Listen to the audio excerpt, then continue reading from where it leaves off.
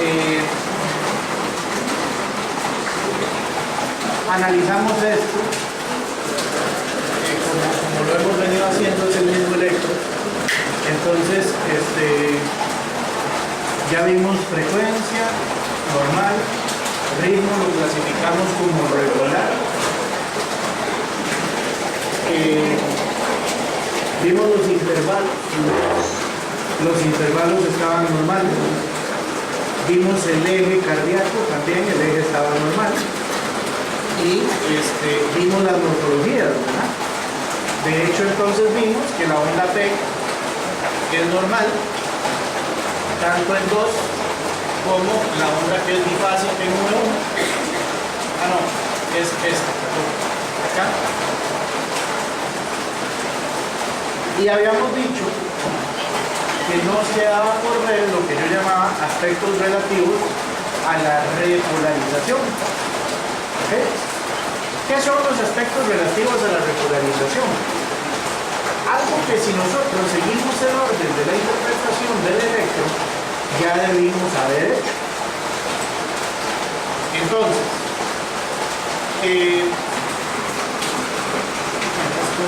hagámoslo con este orden.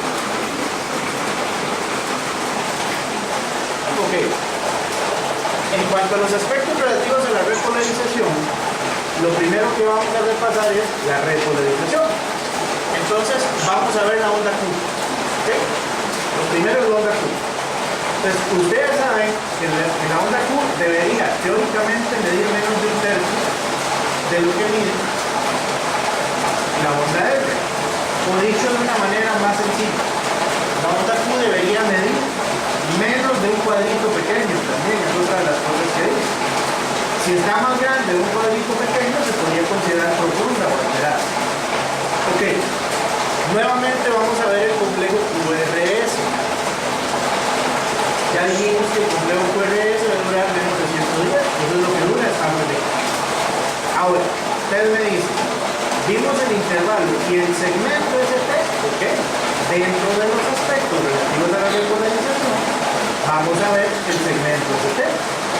Y vean que aquí se cumple muy bien lo que yo les dije. Localizamos el punto J y lo ven acá. Yo les dije que el ST no debe ser totalmente plano. Al contrario, debe ser curvo. Y la onda T tiene que tener un ascenso lento con una caída rápida. Por lo tanto, el ST onda T es normal. Y ahorita les cuento de la onda T nada más para... es un poco complicado cómo se genera, pero no lo vamos a ver, simplemente vamos a explicarlo de forma general. Y el último aspecto que nos interesa es ver la progresión de la onda R en las precordiales. Entonces ahora sí, para ver la progresión de la R en las precordiales, nos vamos a venir para este lado que está acá. Pues para poder ver la progresión de la onda R en las precordiales, nos ubicamos en las precordiales. V1, V2, ven el septo, el atrio derecho, que es lo que tiene más próximo también. ¿Okay? V3 y V4 van a ver la cara anterior. Por acá. V5 y V6 van a ver la cara lateral baja, o sea, acá. Entonces, ¿dónde esperamos nosotros que haya una transición? Fuerzas que van hacia la izquierda, en derivaciones que están muy a la derecha, pues es lógico que se manifieste negatividad. Por lo tanto, tenemos una pequeña positividad con gravitatividad. Aquí ya se empieza a poner un poquito más grande, pero sucede, predomina la negatividad siempre. ¿Y a qué nos referimos con la progresión de la R? La transición que hay hacia la izquierda. La transición la vamos a ver cuando la R progresa a ser más o menos neutra con la S. Y vean que se está hundiendo acá. La transición normal la deberíamos ver en 3 y 4. Ya aquí más bien se adelantó un poquito la progresión, 4 no debería ser tan positivo. Eso no necesariamente significa patología. Pero nosotros deberíamos ver una imagen de 4 muy parecida. Pero digamos que la progresión está normal porque en 3 le estamos viendo neutra. Y ya ahora sí, el V5 y V6, fuerzas izquierdas, ya tienen su positividad. Ahora, viene una pregunta interesante. Vean esta progresión también, entonces. 3. Esa progresión está normal. Entonces, negativo, más negativo, neutro, positivo. Entonces, viene la pregunta que vamos a hacer acá. Ustedes recuerdan que nosotros dijimos que el vector 2i, o sea, el eje de los ventrículos, se dirige hacia atrás, hacia abajo y hacia la izquierda. Por lo tanto, en el plano horizontal se dirige hacia atrás y hacia la izquierda. O sea, aquí está. Aquí está en la espalda y aquí está adelante. Entonces, ustedes dirán, la progresión se explica muy fácil. ¿Por qué? Porque conforme 3 y 4 se van acercando a este vector, lo va a ver más positivo. ¿Los convence esa explicación?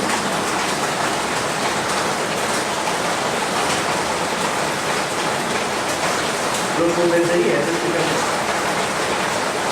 Que se van acercando al vector 2i, por lo tanto, se ve más positivo. Ese no tiene que ver con esto. Este es plano horizontal. Entonces son precordiales. Aquí pensamos viendo hacia arriba el paciente, digamos. Que me cortan a este nivel y ustedes me están viendo hacia arriba. ¿Ok? Pero funciona igual. O sea, lo que está hacia adelante y se dirige hacia adelante, la derivación la va en positivo. Lo que está hacia atrás, no está hacia atrás, está hacia atrás, por lo tanto, ¿cómo lo debería ver? Vean qué interesante, 3 y 4 están aquí. ¿Y a dónde está el vector 2i? Atrás. ¿Cómo lo deberían ver? Negativo, por supuesto. Entonces, ¿cómo explicamos que la R vaya siendo cada vez más positiva? No podemos atribuir esa explicación a que se van acercando a eso, porque siguen estando adelante y el vector va hacia atrás. Entonces, ¿cuál sería la única explicación para decir que se van haciendo positivas? Es porque alguna fuerza se dirige hacia él. Entonces aparece un tercer vector que solo se ve en el plano horizontal. Un tercer vector que va a jalar ese vector medio hacia esta zona. Y es un vector que recibe el nombre de vector 2S. ¿Ustedes recuerdan cuál era el vector 1S? La onda S, en el plano frontal. En el plano frontal no podemos ver este vector, por lo tanto no se registra en ningún lado. Pero anatómicamente aparece un segundo vector sectal. Ahora sí, cuando este vector sectal se expresa y prácticamente sobre 3 y 4, ¿qué le pasa al vector medio? Lo tracciona para atrás. Entonces, ahora sí, empezamos a ver cómo ya empezamos, incluso en 2, podemos ya ir viendo más positividad, en 3 y en 4, ya obviamente 5 y 6, que prácticamente se comportan como una derivación a y de U. ¿Estamos claros ahí? Ok. Entonces vean qué interesante. Vean qué interesante. Dejémoslo ahí. Vamos a resumirlo aquí para seguir nada más con lo que son las técnicas.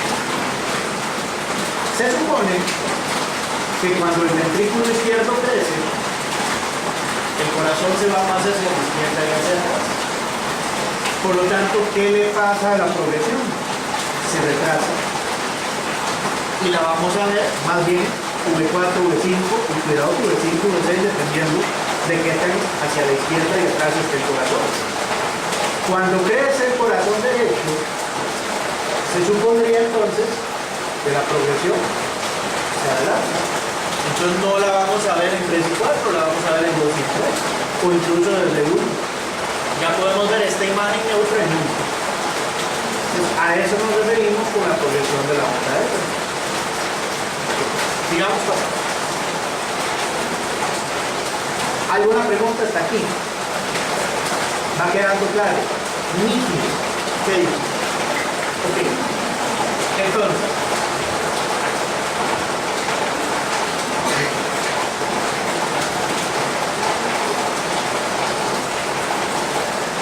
la repolarización funciona distinto. Acuérdense que en la despolarización nosotros tenemos una carga positiva aquí y una carga negativa aquí. El vector va a ser esto, todo a donde hay más, a donde hay menos. Okay. La repolarización, pues uno diría, es el proceso inverso. Lo que pasa es que no es tan inverso, porque no tiene una dirección definida. Simplemente todas las cargas que salieron van a volver a entrar por acción de una serie de bombas, y un montón de cosas que andan por ahí. Entonces es muy desordenada. Entonces, cuando nosotros hablamos de repolarización, yo no les puedo decir como sucede con la despolarización. Primero el cerco, luego las paredes, luego la base. Eso no funciona así. Lo cierto del caso es esto. La capa más externa, que es el epicardio, si ustedes ven, el potencial de acción es más rápido que en la capa más interna, que es el endocardio. No le hagamos caso al endocardio, dejémoslo. Entonces, la capa más externa se repolariza más rápido que la capa más interna. Entonces, ¿qué va a registrar el electro? El electro lo que va a registrar es no un vector que va hacia aquí, sino simplemente que cuando ya no hay movimiento de cargas afuera, hay movimiento de cargas adentro aún. Entonces, ahora, ustedes me dicen, ¿qué es la explicación de la génesis de onda T? Es una de tantas. Una de tantas. Pero es la más sencilla y la que más me sirve a mí para entender por qué, aunque el movimiento de cargas no se genera de donde hay más a donde hay menos, ¿por qué se genera un vector? Porque en la despolarización, carga positiva adentro se dirige hacia afuera. Se entiende muy bien por qué el vector va de aquí a acá. En la repolarización, simplemente aquí ya dejaron de moverse las cargas cuando aquí todavía está en movimiento. Entonces el vector hace esto. Ok. Nada más les cuento que el vector que se genera de onda T usualmente se ubica aquí. Entre 30 y 60. Es por eso que fisiológicamente la onda T es negativa en AUR rectangular. Y también no solo es negativa en AUR, sino que también es negativa en V1. Entonces, si a ustedes les preguntan cuáles son las dos derivaciones fisiológicas o fisiológicamente en las que siempre se va a dar la negativa, AUR y V1. Ahora, a veces, puede ser que la onda T esté antes de 30. Si está antes de 30 y cae aquí, bien forma un ángulo de 90 grados con 3. Entonces, a veces no es patológico. La onda T se puede ubicar en este punto. Nosotros decimos 3 va a haber positivo lo que esté aquí, negativo lo que esté. 3 la está viendo negativo. Eso es fisiológico, este electro es totalmente normal. Nada más que 3 está viendo negativa la T porque se corrió un poquito antes de 3. ¿No la ve? Negativo. Casi siempre la ubicación es esta, pero a veces se hace para acá, como en este ejemplo. O a veces se va más allá de más 60. Si se va más allá de más 60, ¿quién la ve negativa? Okay. Pues ya nosotros sabemos que normalmente se va a ver negativa en AUR y en V1. Pero el hecho de que esté negativa en AUR o en 3 no quiere decir que sea anticuado. Puede ser normal. Simplemente nos está diciendo que se corrió un poquito y que se corrió un poquito. ¿Estamos claros ahí? Bueno. Ahora, ya si la vemos negativa en 1, o si la vemos negativa en bueno, puede ser en AUR, ¿sabes? Y ahí nos está traduciendo un fenómeno de alteración inespecífica de la repolarización. Y ahí sí deberíamos entonces descartar que haya patología, un bloqueo de rama o una gramopatía que es lo peor. Bueno, ok. Ahora sí, esto fue una pincelada de lo que es electro normal. Ya fuimos introduciendo un poquito, así hacia lo que es corazón derecho, ya en neumópata. Se puede ahondar más, pero no es afán en un curso de pulmón ahondar en mucho corazón izquierdo, entonces no vamos encarnando en eso. Pero entremos por acá. Bueno, esto que ustedes ven acá es un estudio de 100 pacientes con enfermedad pulmonar obstructiva crónica. Este estudio incluyó 30 mujeres y 70 hombres, de los cuales se registraron cuáles eran las anomalías más frecuentes que se podían representar electrocardiográficamente, se podían presentar electrocardiográficamente dependiendo del cuadro. Llegaron a consultar el servicio de emergencia, a 6 servicios de emergencia por multicéntrico, por muchas causas. No viene al caso la causa de consulta. Sí tenían EPOC y se les hizo un electro para ver qué se encontraba. Más o menos estos fueron los hallazgos que se encontraron. En teoría, con la introducción que les acabo de dar, nosotros podríamos estar en capacidad de explicar el porqué de cada uno de ellos. Entonces, podría tener una P pulmonar, primera mitad de la onda P alterada, por ejemplo. Podría tener una desviación del eje hacia la derecha, del eje de P, y podría tener una desviación del eje ventricular a la derecha también.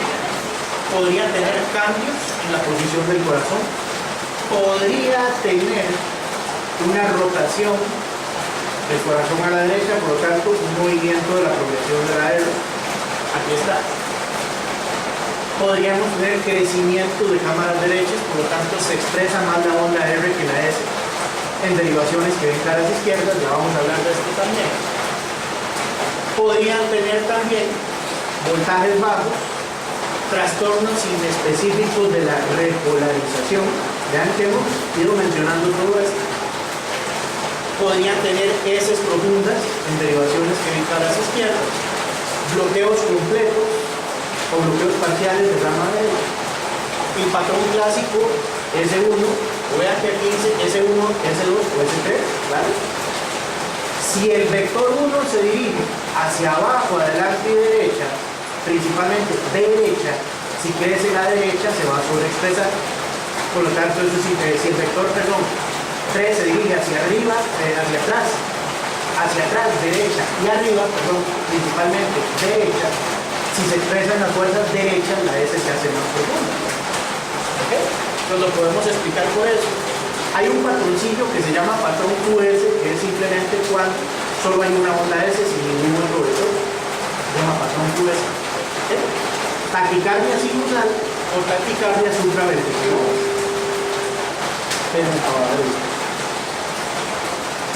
Ok.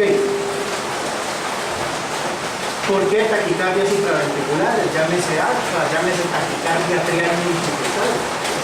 Porque ustedes saben que si el arterio derecho crece, el nodo sinoatrial está ubicado en el músculo atrial derecho.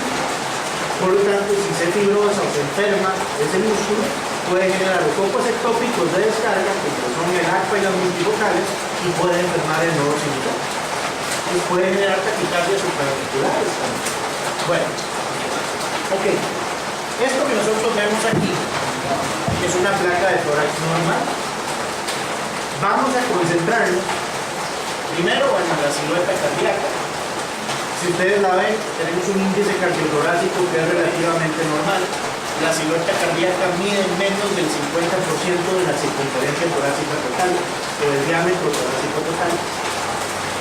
No tenemos prominencia de vasos, no tenemos cilios congestivos, no tenemos prominencia de cámaras derechas tampoco, ni de atrio derecho, ni atrio ni ventrículo, nada que lo sugiera. Nos vamos a la parte de pulmón y vamos a contar 1, 2, 3, 4, 5, 6, 7 y 8. Entonces, ustedes saben que es normal entre 8 y 9 espacios intercostales. Si tenemos más de eso, pensamos en hiperinsuflación. Si tenemos menos de eso, pensamos entonces en restricción. En general, una placa de tórax normal. Nos vamos a ir para acá. Esta que vemos acá, bueno, no hay que ser muy genio para decir, este corazón está alargado. Y obedece a algo. Esta es la placa de un paciente que tiene un ECO. Principalmente con, y es que no me gusta decir el predominio predomina enfisematoso, pero recuérdense que ya nosotros abandonamos lo que es decir bronquitis crónica y enfisema. El ECO que expresa en su mayor grado un fenómeno obstructivo con características de soplador, con un fenómeno obstructivo con características de bronquitis crónica.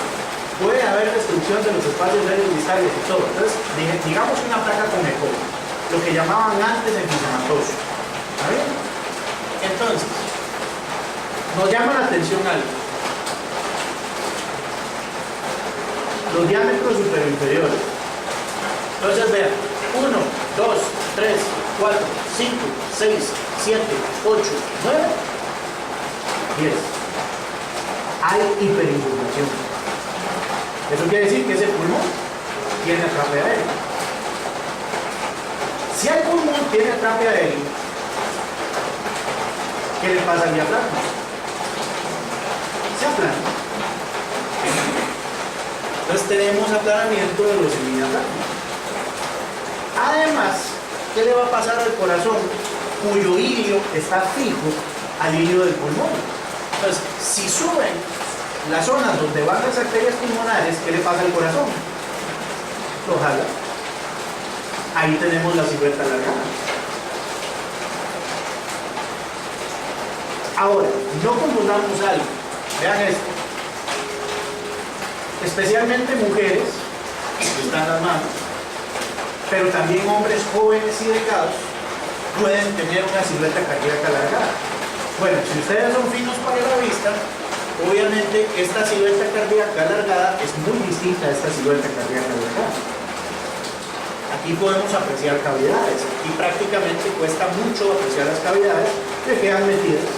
Aquí hay algo de técnica también. Aquí podemos ver las columnas donde digo Goyo, ¿verdad? Pero bueno, digamos que quedan metidas en donde está la columna. Ok, y la otra cosa es esta. 1, 2, 3, 4, 5, 6, 7, 8. Si quieren, meter nomás 9. Dijimos entre 8 y 9 versus 10. Entonces, esta silueta cardíaca es normal en jóvenes delgados, especialmente en mujeres. Aquí hacemos la diferencia fundamental. Okay. Entonces, por un lado, tenemos modificaciones anatómicas. Pues ya ustedes saben cómo el vector 1 se puede desplazar dependiendo de la posición del corazón. Aquí el corazón está verticalizado. Por lo tanto, el vector 1 va a ir hacia arriba. Verticalizado va a ir hacia arriba. Okay. Lo otro que va a pasar aquí, que no se ve mucho, es que no solo va hacia arriba, sino que se rota. Pues ya podemos tener expresándose en el electrocardiograma trastornos en la progresión de la R, solo por esa rotación que está sufriendo el corazón, por un cambio meramente anatómico. Ojo. Ahora bien, vamos a la parte vascular. Y aquí vamos a recordar mucho de lo que vimos en la clase pasada. Vamos a recordar mucho de lo que vimos en la clase pasada. La hipoxia sostenida genera vasoconstricción pulmonar y con esto aumento de las resistencias vasculares pulmonares. Esto es sobrecarga aguda de las cámaras derechas. La sobrecarga aguda de las cámaras derechas nos va a sobreexpresar todas las fuerzas que están hacia la derecha. Todas las fuerzas que están hacia la derecha. Por lo tanto, el vector 1 se sobreexpresa, el vector 3 se sobreexpresa, el vector 2D, que en condiciones normales no deberíamos verlo, se va a sobreexpresar también. Ahí explicamos entonces el patrón que vimos en la gráfica, S1, S2, S3.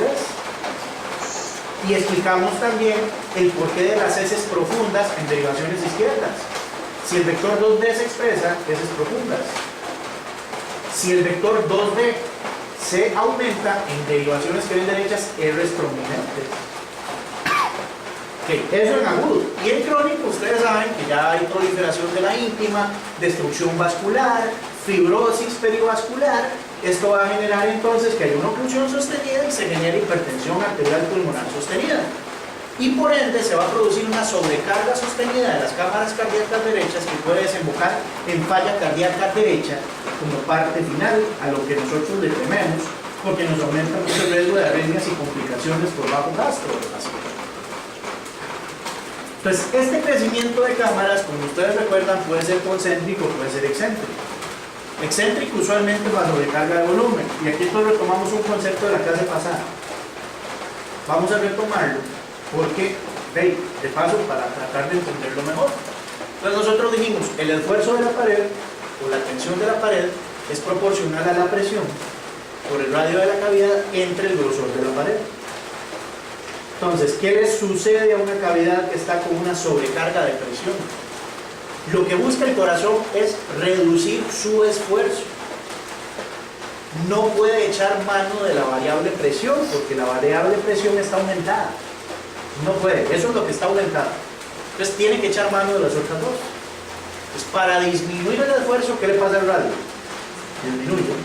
¿Y qué le pasa al grosor de la pared? Aumenta. Hipertrofia concéntrica. Radio menor con aumento del grosor de la pared. La hipertrofia excéntrica, que usualmente sucede por volumen, o es lo que llaman la hipertrofia concéntrica, hipertrofia compensatoria, y la hipertrofia excéntrica no compensatoria o mal adaptada y adaptada, eso no importa. Es porque hay una sobrecarga de flujo, una sobrecarga de volumen. La presión ya está aumentada. Una cavidad que se somete a más flujo no puede modificar su radio. Entonces el radio también está aumentado. Entonces, ¿qué nos queda acá? Echar mano de la única variable, el grosor de la pared, pero no puede crecer hacia adentro, porque no puede disminuir el radio, crece hacia afuera. Este tipo de hipertrofia en cámaras derechas, no sabemos qué tanto peso tiene. Lo cierto del caso es que aparecen los patrones de sobrecarga en estas cavidades. Entonces, ¿qué va a pasar? Bueno, vean esto. Las cámaras pueden tardar más en despolarizarse, ¿claro? Porque ese músculo se sustituye por un músculo que no conduce tan bien. El sincitio cardíaco normal, por el que pasan todos los electrolitos, se convierte en una cicatriz y no puede pasar, aparece el bloqueo. O bien, las cámaras pueden generar más voltaje y con esto vectores de mayor magnitud. Si crecen las cámaras derechas, yo pienso en posición anatómica, eso es lo que pasa. Si crecen las cámaras derechas, el vector que va a la derecha puede aumentar. Genera vectores de mayor magnitud. Los vectores componentes de mayor magnitud ya van a generar entonces vectores medios con modificación. Entonces, vean lo que puede pasar cuando una cámara crece. O generar vectores de mayor magnitud y desplazados, o generar enlentecimiento de la conducción, o no puede pasar nada. Esa es la tercera. Entonces ahí es la clínica que nos va a ayudar. Y ya les voy a poner el ejemplo de por qué la clínica nos va a ayudar. Ahora, quiero que quede algo claro aquí. El electrocardiograma es el gold estándar del diagnóstico en dos cosas: isquemia cardíaca y trastornos del ritmo. Punto. Si queremos ver sobrecarga de cámaras, para eso existe el eco y el TAC y la resonancia magnética. La sobrecarga de cámaras, el electro la sugiere. Y si tenemos suerte, porque pueden pasar tres cosas: o bloqueos, o sobreexpresión de vectores, o nada. Y créanme, la mayoría de veces pasa nada. Sobre todo cuando el paciente tiene hiperinsuflación de su tórax y eso disminuye el voltaje. Lo que vemos es un electro normal con voltaje disminuido. ¿Qué? Vámonos para acá. Entonces, atrios. Dijimos atrio normal en D2, atrio normal en V1. ¿Recuerdan? Dijimos V1 es bifásico. Entonces, normal es de 2, menos de 2.5 y menos de 120 milisegundos. En V1, deflexión positiva menos de 1.5 milímetros, deflexión negativa menos de 40 milisegundos. Entonces, cuando hay sobrecarga de cámaras derechas, sobre todo cuando esta sobrecarga de cámaras derechas ya sobrecargó el ventrículo derecho y pasa al atrio derecho y prácticamente se desarrolla ya un corazón pulmonar, una falla cardíaca derecha, aparece lo que nosotros conocemos como P pulmonar. La P pulmonar nos está diciendo que hay crecimiento del atrio derecho, nos está sugiriendo eso. Entonces nosotros dijimos, la primera mitad de la onda corresponde al atrio derecho, la deflexión positiva corresponde al atrio derecho. ¿Qué vamos a ver entonces? Un aumento de la amplitud de la onda. Entonces, en D2, cuando tenemos sobrecarga de cámara derecha, vamos a ver una P que mida más de 2.5 milímetros. Y en V1 una deflexión positiva que mida más de 1.5. Esa es la P pulmonar.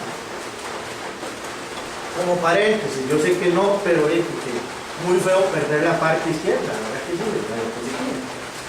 Entonces, lógicamente las anomalías de corazón izquierdo, de atrio izquierdo, se van a traducir en trastornos de la duración. O sea, la onda P va a durar más de 120 milisegundos.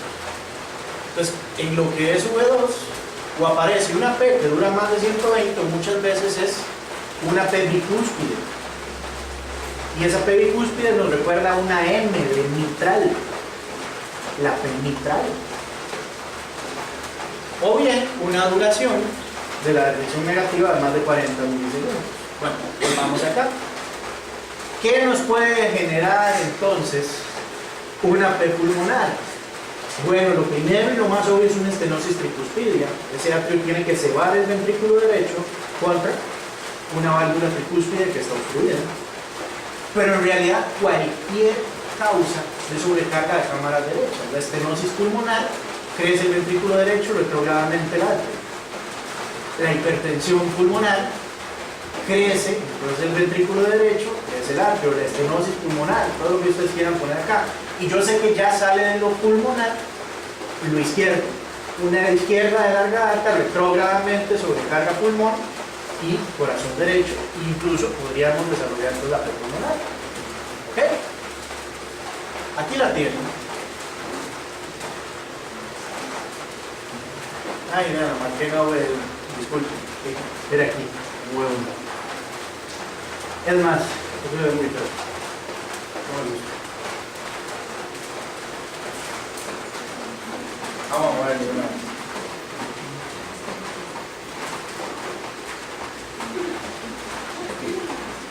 Entonces, vámonos a 2. ¿Lo ven? Este es de 2, el de 2 largo. Pues nosotros dijimos que la onda P, entonces aquí tenemos P, Q, R, S, T. P, y noten algo, ¿verdad? La frecuencia cardíaca también.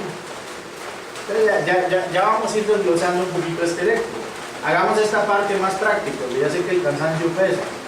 Entonces ya vamos a ir dejando la teoría, vamos a ir a partes más prácticas, vamos a ver algunos electros. Entonces, en realidad quiero ejemplificar aquí la onda P. Entonces vean, ¿dónde está la basal? Bueno, en realidad aquí la línea isoeléctrica es esta, realmente. Entonces empezamos a contar de aquí. 1, 2, 3, un poquito y el poquito que no contamos acá. O sea, prácticamente 4 milímetros. ¿Cuánto debería medir aquí? Menos de 2.5. Esta es una P pulmonar. ¿Ok? Nos vamos a ir a V1.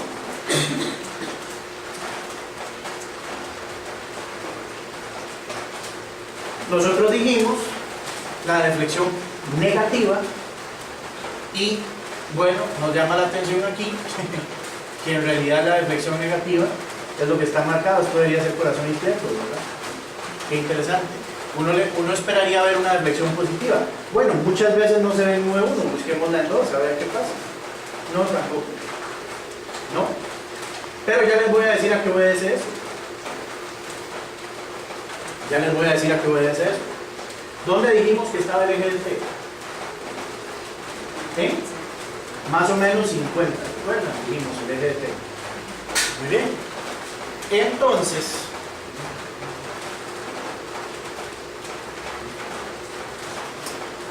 ya sé que había marcado una V. La P negativa. ¿Qué quiere decir si la P está negativa? ¿Qué ve AVL negativo? ¿Quién forma un ángulo de 90 con AVL? Todos, ¿verdad? ¿Ok? Por lo tanto, AVL va a dar negativo lo que está acá, más allá de 60. Si el eje de P debería estar más o menos 45 o 50, ¿qué pasa si AVL lo ve negativo? Se desplazó hacia la derecha. Entonces, vamos viendo un electro que nos sugiere neumopatía. ¿Ok? ¿Por qué? Tiene P pulmonar. ¿Ok? Tiene bajo voltaje. especialmente en derivaciones izquierdas, que más izquierdo que 1, que más izquierdo que AVL. ¿Okay? Además tiene el eje de P desviado. ¿Qué otra cosa podríamos ver por acá? ¿Dónde está el eje cardíaco?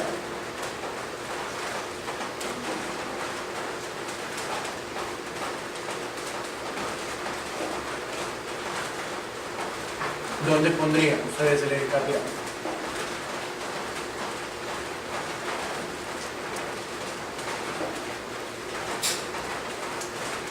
¿Cuál es la más neutra? Okay. La pelea está entre 1 y AVL, ¿verdad que sí? Okay, pero lógicamente ustedes ven que esa S es un poquito más grande que la R de 1, por lo tanto la más neutra va a ser 1. Okay. ¿Quién forma un ángulo de 90 con 1? Entonces, acuérdense que este método de calcular el eje no es exacto, ¿verdad? Hay forma de hacerlo con transportador y todo el asunto, pero eso no es afán, y menos cuando tenemos 15 minutos por paciente, ¿verdad? Para ver un electro, o en el servicio de emergencias tampoco. Entonces uno más o menos dice por dónde está. Pero resulta que don Pepe es un señor de 65 años que ha fumado de 2 a 3 paquetes de cigarros durante 30 años. Llega con este electro, el eje está en 90. Ah, no, seguro está para acá. Normal, ¿qué van a pensar ustedes? Que el eje está en más allá de 90. Por lo tanto, vamos a decir, si anda por aquí, echadito a la derecha. ¿Okay? Vemos clínica, vemos pacientes, no vemos electros. Porque estrictamente cae en 90, está normal el eje, el puro límite. No, el puro límite, echadito para allá por historia. Por lo tanto, vamos a decir que tiene el eje desviado a la derecha. Ok. ¿Y qué otra cosa nos llama la atención? La progresión. Vean qué interesante. La progresión. ¿Ok? ¿Dónde está la progresión? En 5. Ustedes me dicen, pero doctor, ¿no era que si crecía a la izquierda se iba para 5? Se retrasaba la progresión. Ok, volvemos a lo mismo. En principio, cámara derecha adelanta la progresión. Cámara izquierda retrasa la progresión. Pero vemos que pacientes, no vemos electros. Entonces, si llega don Pepe con esa historia clínica, uno dice, no, pero entonces don Pepe tiene un electro, una clínica que grita enfermedad pulmonar por todo lado. ¿Ok? Pero como la progresión está casante y crecimiento de cámaras izquierdas, no son derechas. ¿Qué les parece? Razonar así. A veces sucede que si la cámara derecha crece, empuja el septo hacia la izquierda. Y lo mismo sucede si la cámara izquierda crece, empuja el septo hacia la derecha.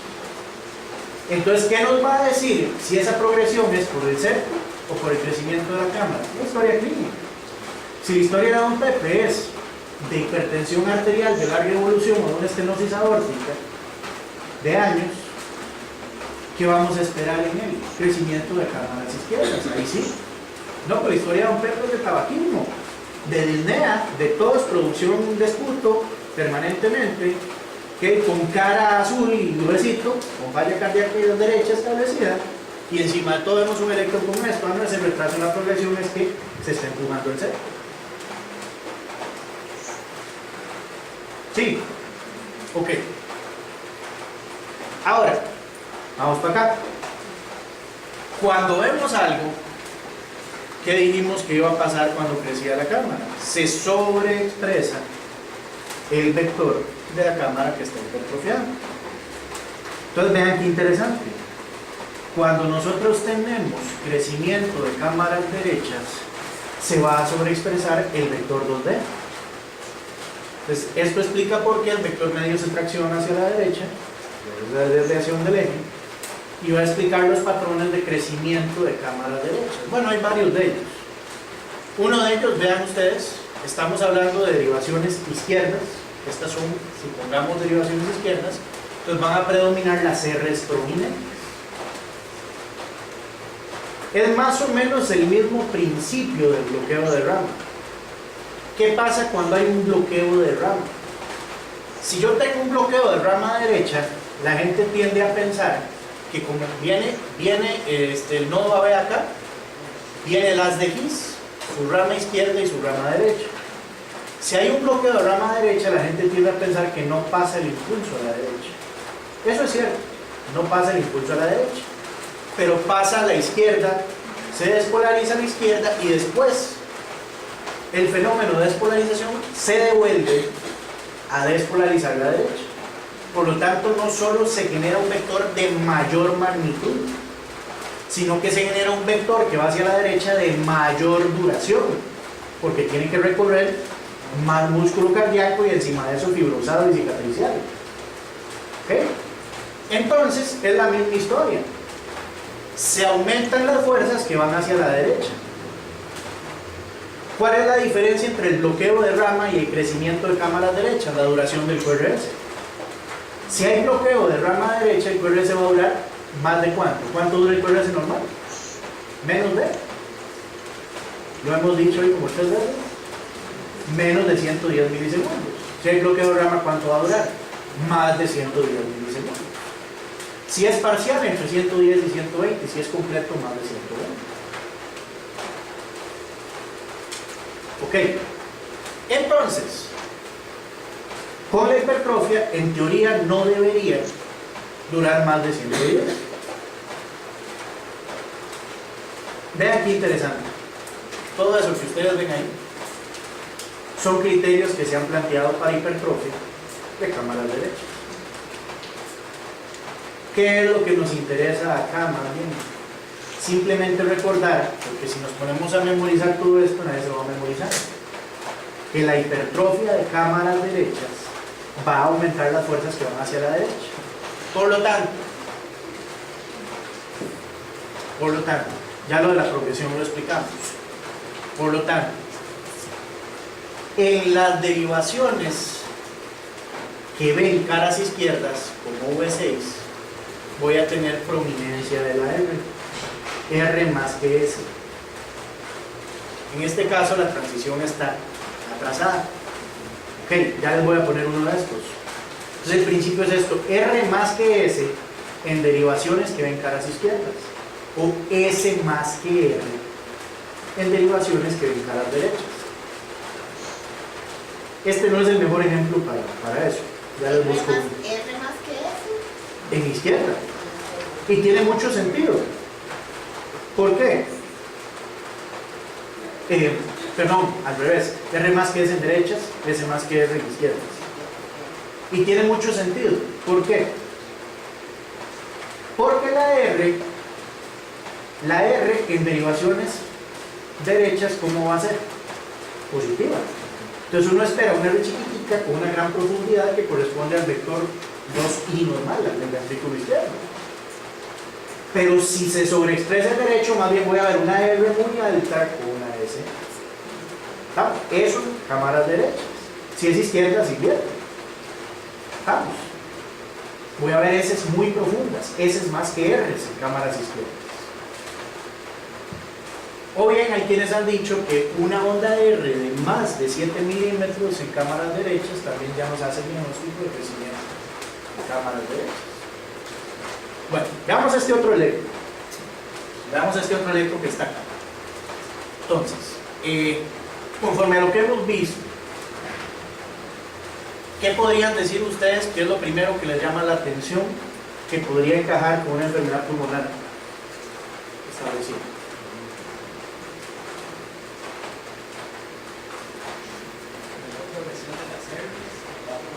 El bajo voltaje, la no progresión de las R es excelente. La P, ¿dónde está la P? Agrandada, ajá. Sí, tenemos una P agrandada, pero en D2 especialmente, ¿verdad? Aquí la podemos dar. ¿Ven la P pulmonar acá? P agrandada, P pulmonar, bajo voltaje, la progresión. Ajá. ¿Qué otra cosilla nos podría llamar la atención? ¿Qué otra cosilla nos podría llamar la atención? Más fino. Acuérdense que para no perder nada seguimos el orden, ¿verdad? Entonces, frecuencia. ¿Qué frecuencia tenemos? 1, 2 y menos, ¿verdad? Hay taquicardia. ¿La hipertensión arterial pulmonar se puede acompañar de taquicardia? Sí, claro. ¿Cuál es la arritmia más frecuente en el embolismo pulmonar? Taquicardia sinusal. ¿Ok? Taquicardia. Muy bien. ¿El ritmo? Es regular. Los intervalos, bueno, digamos que los intervalos están bien. Intervalos sí. Eje. ¿Dónde está el eje?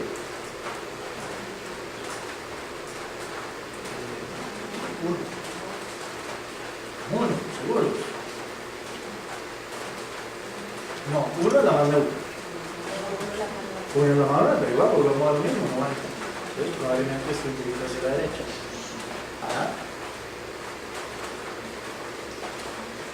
Intervalos y eje y morfologías, ya me han dicho varias cosas de las morfologías, la P pulmonar, el bajo voltaje, ¿okay? Y ya me dijeron cosillas de los aspectos relativos a la repolarización. Ven lo importante de llevar el orden para no perder detalles. Ok, los aspectos relativos a la repolarización, ya me hablaron de la progresión, y qué otra cosa les podría llamar la atención, que podrían meterle en aspectos de repolarización en morfología. Normalmente la T es positiva en 1, en V1. ¿Verdad que no? ¿Cuáles eran las dos derivaciones donde la T era negativa? AVR y 1. ¿Ok? Entonces tenemos un trastorno inespecífico de repolarización asociado también. ¿Podríamos tener trastornos inespecíficos de repolarización? Sí, claro. Por supuesto, incluso podemos tener infra del nivel del ST. Vean esto. Podemos tener infra del nivel del ST que cualquiera dice, esto es un síndrome coronario agudo sin elevación. Y vean lo peor, le pedimos troponinas y salen positivas.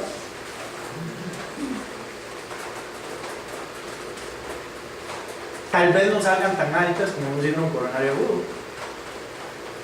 Nunca se me olvida en neurociencias, cuando yo era residente, que una vez una paciente tuvo un síncope. La paciente se la llevan del baño, estaba el residente en neurocirugía, y le toma un electro y sale un infra del nivel del ST con taquicardia. Con taquicardia, un síncope, una señora que estaba internada, no sé, inmovilizada, y sorpresa, se les había olvidado la trombocopilaris. Entonces, no, es que tiene un síndrome coronario, hay que llamar al hemodinamista. No, no hay que llamar al hemodinamista, tiene un embolismo pulmonar, ¿no? Efectivamente tenía un embolismo pulmonar. Ahora, volvemos a lo mismo, vean este electro. ¿Qué les llama la atención con este electro? Aparte entonces de los trastornos de repolarización, vean acá el infra, sobre todo en derivaciones que ven caras, derecha, ¿ves? Se está sobrecargando la derecha, bueno, la otra derecha. ¿Está bien? Muy bien, ¿qué otra cosa les llama la atención?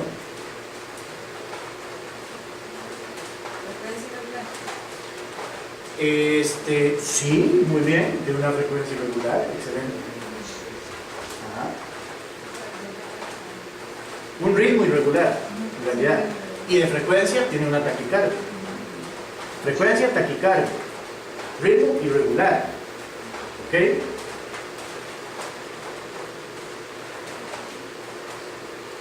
Los intervalos, digamos que están normales. El eje cardíaco, ¿qué les parece?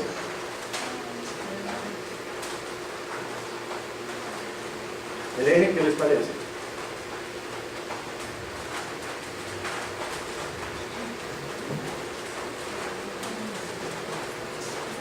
¿Cuál es la más neutra? Sin duda, AVR, ¿verdad que sí? Excelente. AVR. ¿Quién forma un ángulo de 90 con AVR? ¿Verdad? Ok. ¿Cómo está la R en 3? Positiva. Por lo tanto, siendo 20.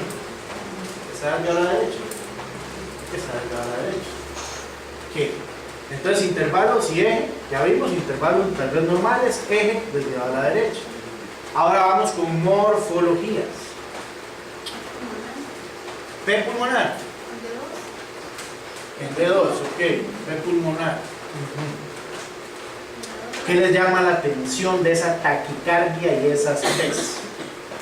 Vamos a irles dando una pista. Ajá. ¿A ustedes les parece que esta P es igual a esta? ¿O a esta? Ah, entonces, diferente morfología con taquicardia, taquicardia atrial multifocal. Entonces ese es un atrio que está tan crecido que sí, cuando hay P, algunas son PET pulmonar, estamos de acuerdo, pero está tan enfermo que tiene zonas atriales que generan otras ondas. Una taquicardia atrial multifocal, un hallazgo frecuente en el enfermo pulmonar. Ahora, ¿por qué no es un ACFA? Porque en el ACFA tendríamos que tener entonces P's irreconocibles, ¿recuerdan? Aquí las podemos reconocer. Las reconocemos con diferente morfología. Bueno. Bueno, sí. Sí, está ya. Vamos a buscar otra.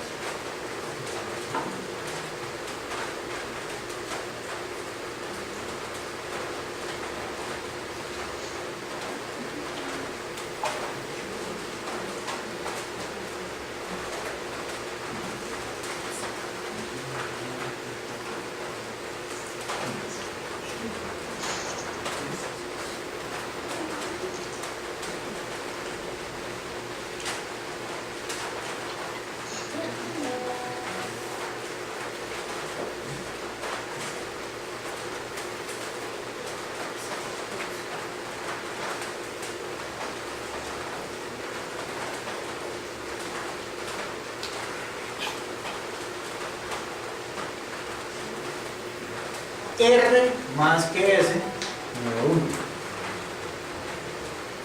¿Ok?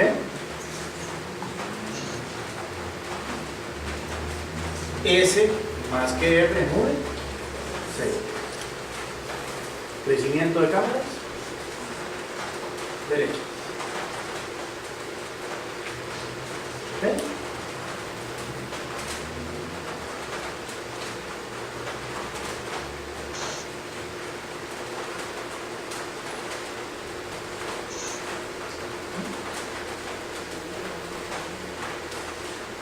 ¿Qué les parece esa onda P?